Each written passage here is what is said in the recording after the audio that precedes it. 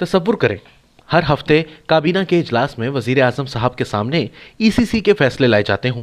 गंदम कम पड़ गई, बाहर से मंगवाने का टेंडर देना है, अगले हफ्ते पता चले चीनी कम पड़ गई है, इससे अगले हफ्ते फिर ईसीसी मिनट्स लाए जाए कि जनाब दालें मुल्क में कम पड़ गई हैं, वो मंगवानी है, चौथे हफ्ते पता चले कॉटन कम है, $2 अरब की मंगवानी है और ऊपर से खाद नहीं मिल रही तो 2 लाख टन चीन से मंगवा लें। और वो सरबराह हुकूमत फिर भी बिल्डर्स और ठेकेदारों में 1.25 लाख दरियाई और जरखेज ज़मीनें बांट रहा हो कि धरती के सीने में बीज की बजाय सीमेंट, सरिया, बजरी ठोक दो तो आपको कैसा लगेगा? हो सकता है आपको लगे मैं झूठ बोल रहा हूं।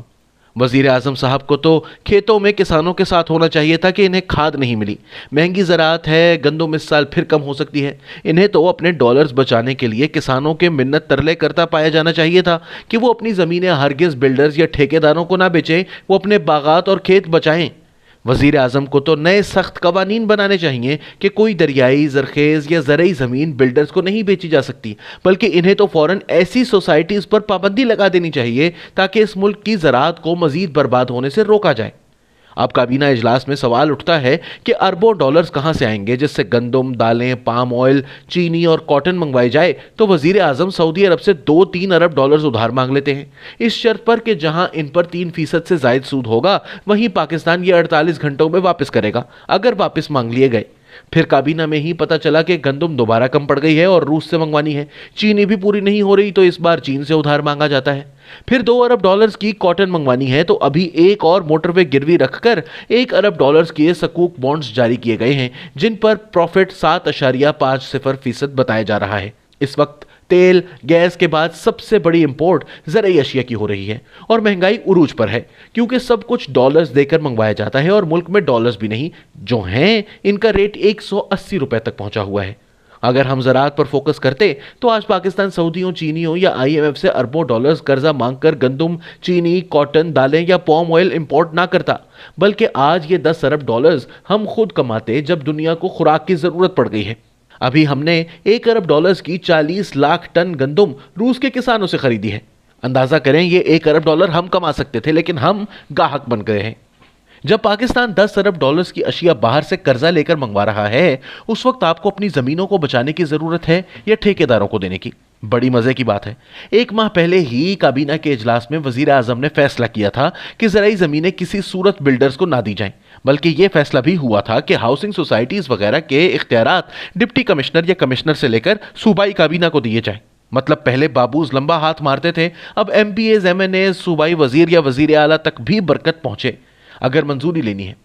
लेकिन अब 1 माह बाद ही वजीर आजम उजड़े हुए दरियाए रावी के किनारे खड़े होकर काले सनग्लासेस लगाकर 1.25 लाख एकड़ बिल्डर्स को दे रहे हैं।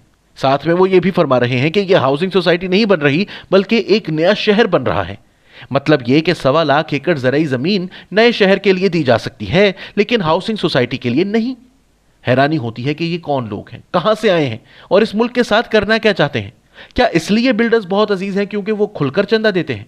रिश्वत का नाम अब चंदा रख दिया गया है। मतलब कान एक हाथ से नहीं दूसरे से पकड़ लो। ये बिल्डर्स सिर्फ ज़रई, जरखेज और दरियाई ज़मीनों पर ही क्यों हमलावर होते हैं? अगर दुबई और दीगर अरब ममालिक अपने सहरा आबाद कर सकते हैं और नए शहर बसा सकते हैं तो यहाँ बिल्डर्स और ठेकेदार क्यों हमारे बच्चों के मुस्तकबिल के पीछे पड़े हुए हैं? मैं कुछ अर्सा पहले मुल्तान गया तो सदमे का शिकार हुआ कि जहां मुल्तान के इर्द गिर्द तहद्दे नजर आसमान और हरे भरे खेत नजर आते थे वो सब गायब थे। जहां आमों के बागात थे वहां बड़ी बड़ी इमारतें बन चुकी थीं। गर्मी जो पहले ही मुल्तान और दीगर इलाकों में ज्यादा हुआ करती थी उसकी शिद्दत भी बढ़ चुकी है। पाकिस्तान पहले ही मौसमियाती तब्दीलियों की जद में है। मरी में मुद्दत बाद बर्फ का तूफान आया जो 22 लोगों की जान ले गया। अब हो सकता है सैलाब आए जैसे पहले 2010 में आया था और बड़े पैमाने पर बर्बादी कर गया था। लाहौर की यह हालत हो चुकी है कि वहां स्मॉग ने लोगों का जीना हराम कर दिया है। अकबर चौधरी अमेरिका से आए हुए थे। चंद दिन लाहौर में गुजारने के बाद इस्लामाबाद निकल आए कि गला गर्द और स्मॉग ने पकड़ लिया था। याद पड़ता है महकमा मौसमियात के एक अफसर ने बताया था कि कुछ बरस बाद लोग लाहौर, फैसलाबाद और गुजरांवाला से हिजरत कर जाएंगे क्योंकि ये तीनों शहर आलूदगी का शिकार हो रहे हैं और वहां इंसानों का जीना हराम हो जाएगा। जिस वक्त मौसम बेचैन हो रहे हैं और हमें अपनी ज़राअत और माहौल को बचाना है ताकि मौसमियाती तब्दीलियां हम पर घिनौने असरात ना डालें, उस वक्त ही हुक्मरानों ने 1.25 लाख एकड़ जमीन बिल्डर्स को देने की ठान ली है। अब आप बताएं, जब लाहौर शहर की शहरक पर यानी 1.25 लाख एकड़ दरियाई जमीन पर लाखों टन सीमेंट, सरिया, बजरी डाली जाएगी, खुदाइयां होंगी, वहां टेम्परेचर कहां जा पहुंचेगा? आप याद रखें, जो बिल्डर्स अब कह रहे हैं कि दरियाए रावी का पानी ठीक कर देंगे, यही लोग धीरे धीरे इसी दरिया में पत्थर और मिट्टी डालना शुरू करके इस पर भी इमारतें तामीर कर देंगे। हमारे अक्सर दरिया झीलें इस तरह इन बिल्डर्स के कब्जे में गई हैं। कई सोसाइटीज, कब्रिस्तान और पार्क्स तक की जमीन खा गई हैं। शुक्र है लाहौर हाईकोर्ट ने इस प्रोजेक्ट को गलत करार देकर रोका है, लेकिन वजीर आजम अब भी डटे हुए हैं और फरमा रहे हैं कि वो अब सुप्रीम कोर्ट को खुद समझाएंगे कि 1.25 लाख एकड़ दरियाई जमीन ठेकेदारों और चंदा ग्रुप को देना कितना जरूरी है, चाहे कौम कल को कंस्ट्रक्शन मटीरियल खाए। हम उम्मीद करते थे कि खान साहब इस जुड़े रावी दरिया को जाकर दोबारा आबाद कराएंगे, वहां के किसानों को हौसला देंगे, लेकिन वो उल्टा अरबपति ठेकेदारों को बगल में लिए सुप्रीम कोर्ट जा रहे हैं। कुछ अर्सा पहले भारतीय मौर्रख इब्राहिम अरली की सल्तनत दिल्ली के मुसलमान हुक्मरानों के 300 साल इक़्तिदार पर शानदार किताब पढ़ी थी। इन 300 सालों में 33 हुक्मरानों ने दिल्ली पर हुकूमत की। इनमें से सिर्फ 3 अच्छे हुक्मरान थे और इनका दौरे हुक्मरानी भी सबसे कम था। हमें तो इन 74 बरसों में अभी तक एक भी नहीं मिला। देखते हैं, शायद अगले 74 बरसों में एक मिल जाए, वो भी 2-3 साल के लिए, क्योंकि अच्छे दर्दे दिल रखने वाले हुक्मरान नहीं मिलते। मिल भी जाएं तो 2-3 साल से ज्यादा नहीं रहते। कम से कम दिल्ली के मुसलमान बादशाहों की तारीख तो यही बताती है।